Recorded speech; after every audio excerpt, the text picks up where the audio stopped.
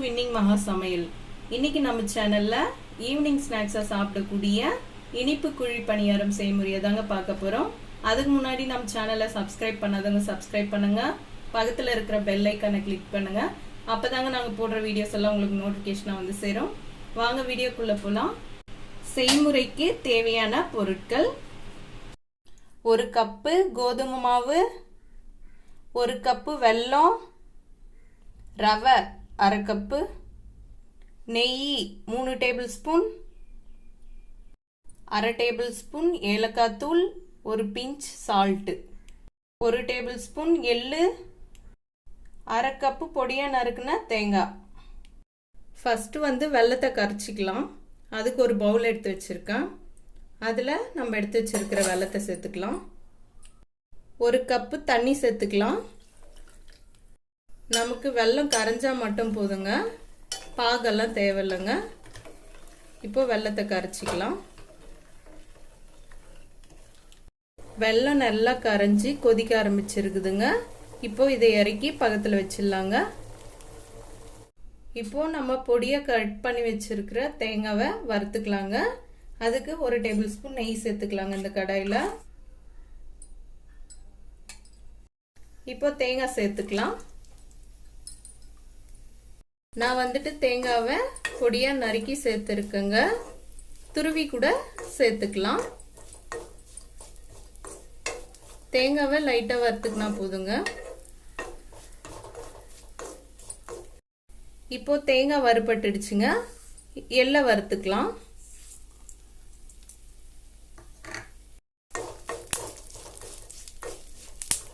இப்போ stove off பண்ணிடலாங்க. இந்த ஹீட்லயே எள்ளு நல்லா ஃப்ரை ஆயிடுங்க. இப்போ ஸ்வீட் குழி பணியாரத்துக்கு நம்ம மாவு கலந்துக்கலாங்க. அதுக்கு ஒரு மிக்சிங் பவுல் எடுத்து வச்சிருக்கேன். அதில் நம்ம எடுத்து வச்சிருக்கிற கோதுமை மாவை சேர்த்துக்கலாம். ரவையை சேர்த்துக்கலாம். ஏலக்காய் தூள், சால்ட் சேர்த்துக்கலாங்க. நம்ம ஃப்ரை பண்ணி வச்சிருக்கிற எள்ளு தேங்காவையும் சேர்த்துக்கலாங்க. இப்போ நம்ம சேர்த்திருக்கிற இன்கிரீடியன்ட்ஸை நல்லா மிக்ஸ் பண்ணி விட்டுக்கலாங்க. இப்போ ஸ்வீட் பணியார மாவை நல்லா மிக்ஸ் பண்ணி விட்டாச்சுங்க. இதில் நம்ம கரைச்சி வச்சிருக்கிற வெள்ளை தண்ணியை சேர்த்துக்கலாம்.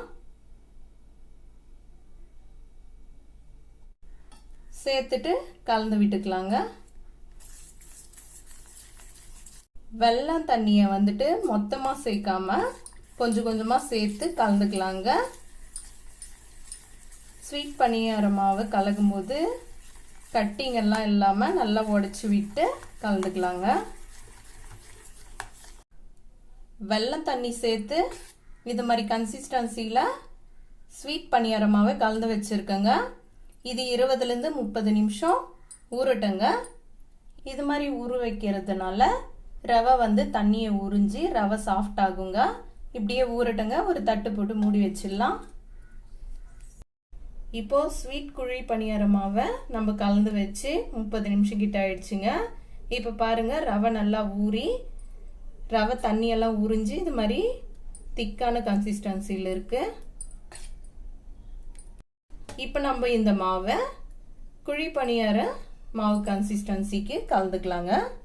அதுக்கு கொஞ்சமாக தண்ணி சேர்த்து நம்ம மாவை கலந்துக்கலாம். இப்போ குழி பணியார மாவை தண்ணி ஊற்றி இது மாதிரி கன்சிஸ்டன்சியில் கலந்து வச்சுருக்கேங்க. இப்போ குழி பணியாரம் கடாய் சூடாயிடுச்சுங்க. இப்போ இதில் நம்ம நெய் ஊற்றிக்கலாம்.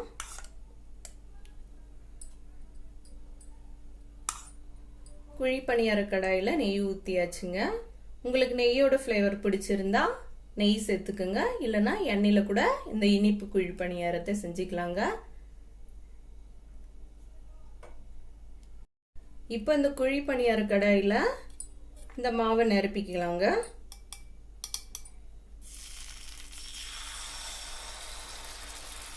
ஃபுல்லாக ஊற்றாம இந்த குழியில் முக்கால் இதுக்கு மட்டும் ஊற்றினா போதுங்க.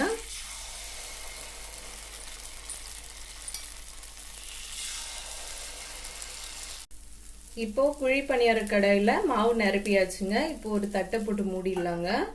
ஸ்டவ் வந்து லோ ஃப்ளேம்ல வச்சுக்கலாங்க. இப்படியே ஒரு 2 நிமிஷம் குக் ஆகட்டும். இப்ப பாருங்க, நம்ம இதுல மாவு நிரப்பும் போது வந்து 3/4 தாங்க நிரப்பணும். இப்ப பாருங்க உப்பி மேல வரையும் வந்திருக்கு. இப்ப இந்த குழி பணியாரத்தை நம்ம திருப்பி விட்டுக்கலாம். இப்போ இது மாதிரி திருப்பி விட்டுக்கலாங்க. திருப்பிட்டு ஒரு 2 நிமிஷம் வேகட்டுங்க. அப்பதான் உள்ள பக்கமும் மாவு நல்லா வெந்து வருங்க. இப்போ இனிப்பு குழி பணியாரம் வெந்துச்சுங்க. இதை எடுத்துடலாம்.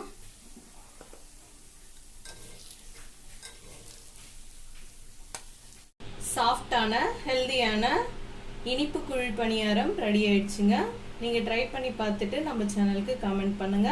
இந்த வீடியோ பிடிச்சிருந்தா லைக் பண்ணுங்க, ஷேர் பண்ணுங்க. நம்ம வின்னிங் மகா சமையல் சேனலை சப்ஸ்கிரைப் பண்ணுங்க.